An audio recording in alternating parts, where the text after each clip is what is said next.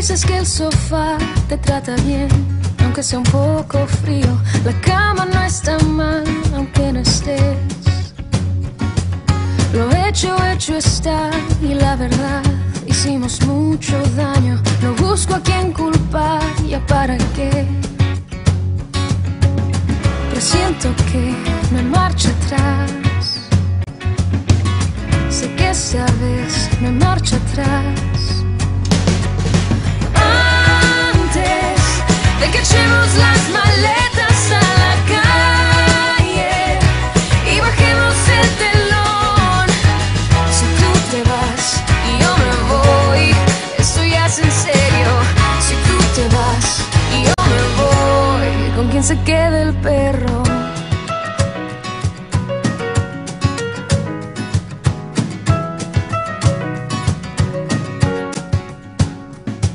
Si no me ves llorar, es solo que mi orgullo no me deja. Me cuesta imaginar que no estarás. Termino de empacar, sintiendo que no queda otra salida. Te dejo el tostador y los CDs. Si tú te vas y yo me voy. Si tú te vas y yo me voy. Que echemos las maletas a la calle y bajemos el telón. Si tú te vas y yo me voy, esto ya es en serio. Si tú te vas y yo me voy, ¿con quién se queda el perro? Si quieres llévate el Picasso,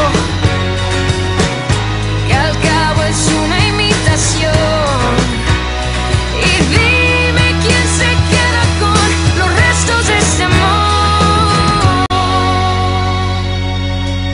Si tú te vas y yo me voy. Si tú te vas.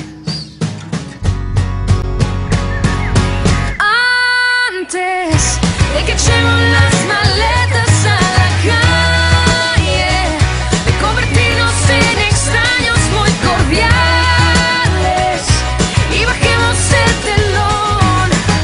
Si tú te vas y yo me voy, ya no hay más remedio. Si tú te vas y yo me voy, esto ya es en serio. Si tú te vas y yo me voy, ¿con quién se queda el perro?